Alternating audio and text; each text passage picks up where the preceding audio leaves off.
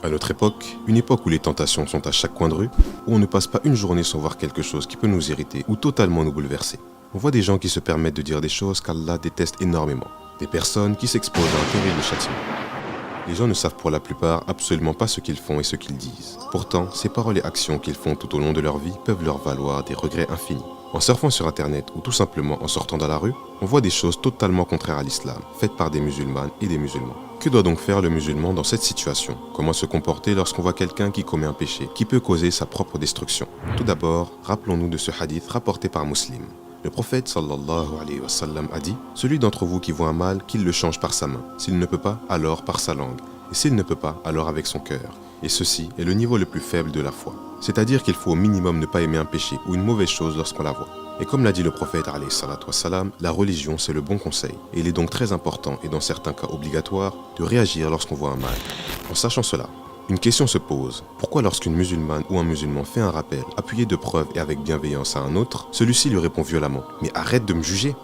Cette réponse a-t-elle vraiment du sens? Le mot juger signifie soit le fait de soumettre à une décision juridique, une loi, c'est-à-dire ce que fait un juge, ou bien se faire une opinion définitive sur quelque chose selon sa conscience, comme par exemple dire « cette personne brûlera définitivement en enfer ». Parfois, on voit des musulmans dire à d'autres « attention, ce que tu fais est haram » ou bien « ce que tu fais n'est pas bien ou pas correct ». Cela en détaillant bien pourquoi cela peut leur faire du mal. Et leur seule réponse sera « arrête de me juger » ou bien « mais qui es-tu pour me juger ?»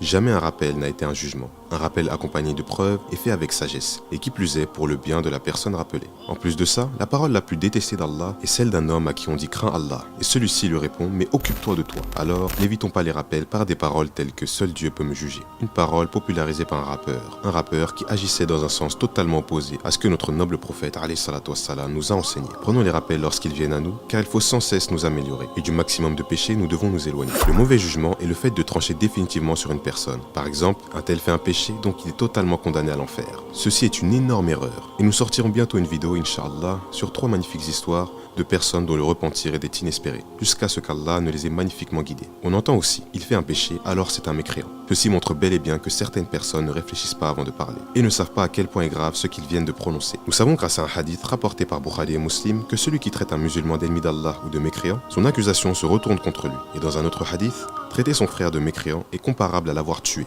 Rendons-nous compte de ce qui sort de nos bouches, avant d'être interrogés sur d'horribles paroles qu'on aurait prononcées. Ne négligeons pas non plus notre entourage, et entourons-nous de personnes qui nous rappellent nos défauts, et qui ne nous encouragent pas dans ce qui pourrait nous mener directement dans le feu. Ne faisons pas plaisir au diable qui se réjouit de chacune de nos divisions, et unissons-nous sur une parole de vérité, pour que chaque musulman vive dans la prospérité.